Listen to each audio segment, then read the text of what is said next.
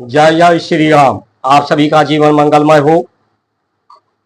आज का एक वीडियो आप सभी को जो सुख शांति सौहार्द स्वस्थ रहना चाहते हैं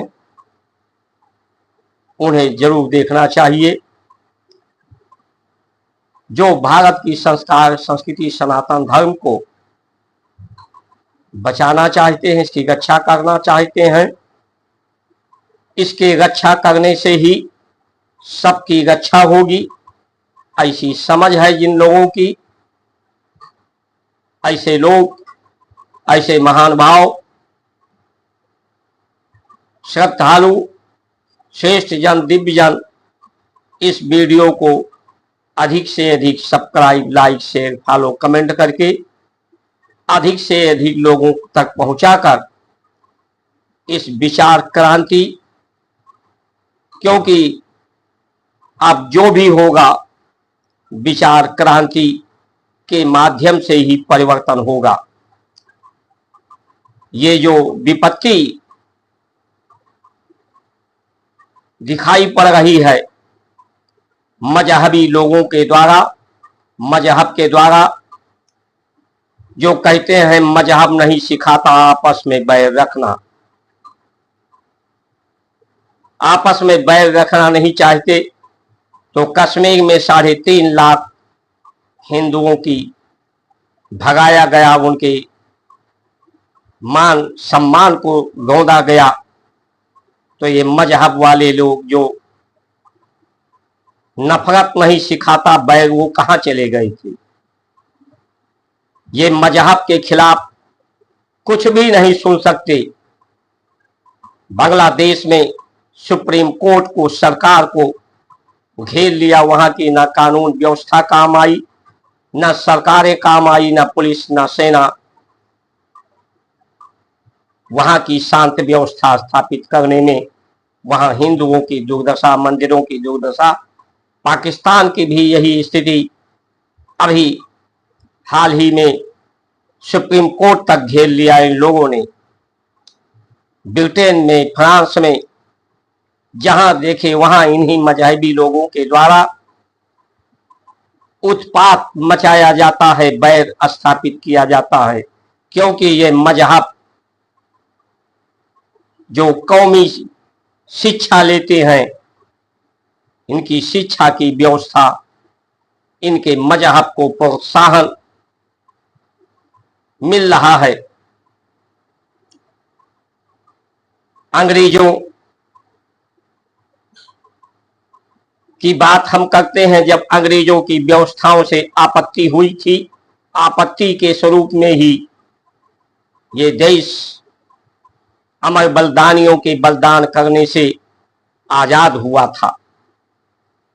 लेकिन ये जो भोगवादी व्यवस्थाएं हैं, चाहे मुस्लिम या अंग्रेज, भोग स्वयं शरीर करता है, व्यक्तिगत होता है, व्यक्ति करता है। इसलिए अपने व्यक्तिगत भोग के लिए दूसरे को दुख पहुंचाना, दूसरे को मार देना, हिंसा करना ही इनका प्रमुख मजहब और उद्देश्य है। यही दिखाई पड़ रहा है। अगर ये प्रेम करना सिखाता तो विश्व में सभी जगह शांति होती। कहीं आतंकवाद, नक्सलवाद, माओवाद, कहीं युद्ध यूक्रेन का, रूस का, ईरान, इजराइल, हिजबुल्लाह का ना होता।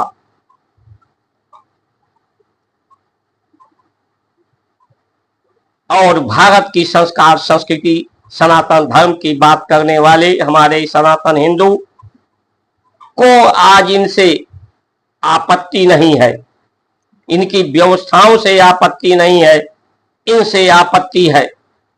जब तक इनकी व्यवस्थाओं से आपत्ति नहीं होगी, हमारे शासन प्रशासन के लोग, नेता जो इस देश की दिशा और दशा तय करते हैं, जब तक वो भोगवादी वृत्ति में लगे रहेंगे, हमारा हिंदू समाज, सनातन समाज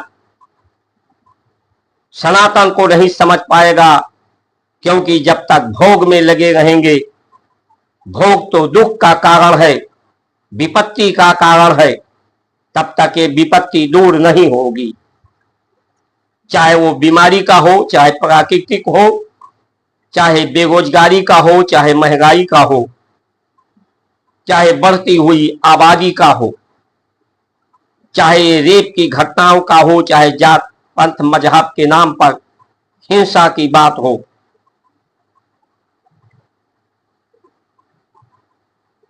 प्रकृति की प्रवृत्ति में ही रहकर ही ये शरीर सुरक्षित और शांति स्थापित कर सकता है। इसमें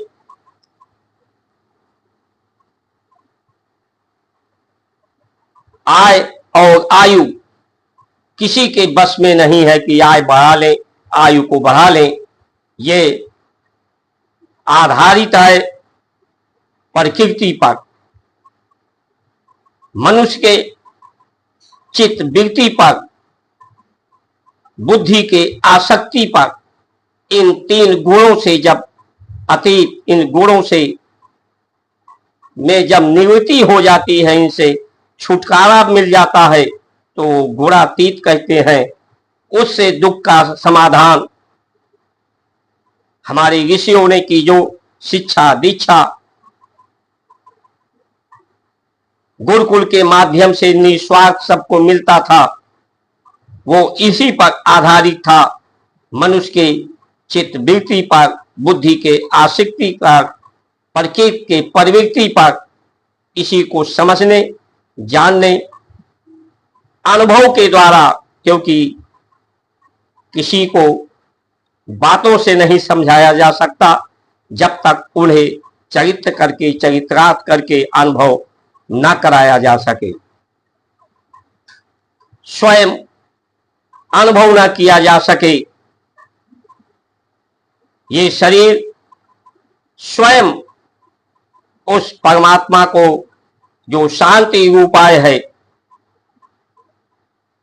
सच्चित आनंद रूपाय है, करुणा निधान है, जब दूसरों के दुख को देखकर दुखी होता है, जिज्ञासा होती है, गर्वित होता है व्यक्ति, तो उसके कलमल साफ हो जाते हैं और सहानुभूति होती है। करुणा के द्वारा सच्चित आनंद किसी को प्रसन्न करके, उसके जब प्रसन्न होता है तो आंख में आंसू आते हैं, अट्ठास मार के हंसता है, तब भी उसका चित्त मन बुद्धि निर्मल हो जाता है, उसके शरीर के अंदर के कलमश दूर हो जाते हैं। व्यक्ति जब चिर निद्रा में होता है, शारीरिक श्रम शक्तियों का प्रयोग करके परिश्रम करता है, तो रात सोने के लिए है, विश्राम के लिए है।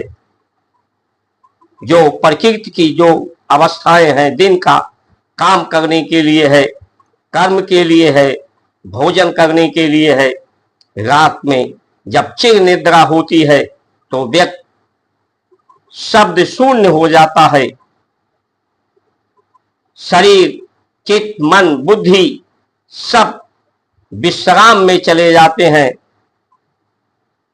तो ये शांति के स्वरूप में हो जाता है।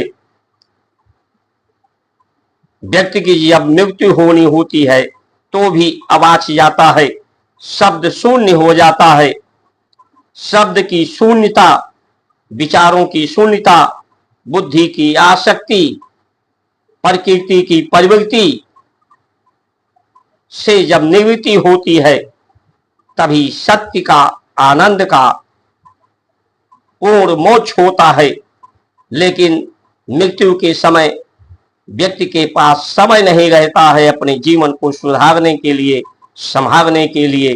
पछतावा का आंसू बहाने के अलावा उसके पास कोई विकल्प नहीं रहता। इसीलिए ऋषियों ने कहा कि जीवन के रहते ही आप उस शून्य को समझ सके, अहंकार शून्य हो सके, दूसरों के दुख को देख करके उसके दुख को दूर करने की जिज्ञासा, सेवा, प्रेम, दूसरों के लिए जिए। आज अगर हम अपनी आवश्यकताएं कम करें तो दूसरे को ही प्रकृति की व्यवस्थाएं मिल जाएं, उसे भी उसका भी दुख दूर हो जाए। लेकिन जब हर व्यक्ति संसार को स्वयं भोग लेना चाहता है, अपने लिए ही जीना चाहता है, दूसरे को दुख पहुंचा के, कष्ट पहुंचा के, अन्याय करके, तो ये आपत्ति समाप्त नहीं होगी जब तक विपत्ति समाप्त नहीं होगी। जब तक हम इन मजहबी व्यवस्थाओं के, इन भोगवादी व्यवस्थाओं पर हमारी आपत्ति नहीं होगी। गुरुकुल पद्धति, आज देश आजाद हुए इतने समय हो गया, ना गुरुकुल पद्धति को हम ला पाए, ना न्याय व्यवस्था को हम स्थिर कर पाए। करोड़ों मुकदमे लंबित हैं, इस पर किसी की चिंतन नहीं है। बीमारी हर घर में, हर व्यक्ति करीब करीब बीमार हुआ है, अवसादग्रस्त है, इस पर चिंतन नहीं है। इसके बीमार जब व्यक्ति शून्य होगा, चिर निद्रा होगी, विश्राम होगा, संतुष्ट होगा, तो व्यक्ति बीमार ही नहीं पड़ेगा। इसलिए ये विचार क्रांति का समय है। इन मजहबी लोगों से हमें आपत्ति होनी चाहिए, इनके विचारधाराओं से आपत्ति होनी चाहिए, बल्कि यूं कहें इनसे आपत्ति तो कम, इनसे आपत्ति हो या ना हो, लेकिन इनकी व्यवस्थाओं, भोगवादी व्यवस्थाओं से आपत्ति करके ही, वो आपत्ति हमारा चाहे परिवार का हो, चाहे हमारा नेता हो, चाहे हमारा अधिकारी हो, चाहे जो भी हो, उससे हमें आपत्ति दर्ज करानी होगी। तभी ये संस्कार संस्कृति बचेगी, संस्कार संस्कृति बचेगी। तभी विश्व में, परिवार में, भारत में शांति, सुख और लोग स्वस्थ रहेंगे, लोगों को रोजगार उपलब्ध होगा।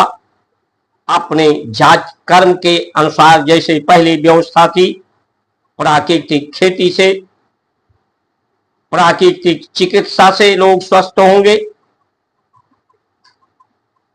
इसलिए समय आ गया है कि हम लोग भारत की संस्कार, संस्कृति, सनातन धर्म की रक्षा के लिए खड़े हो जाए। और जो ऋषियों ने, महापुरुषों ने, हमारे बुजुर्गों ने जो जीवन जीने की पद्धति दी है, जीवन शैली दी है, उन्हीं को अपनाकर ही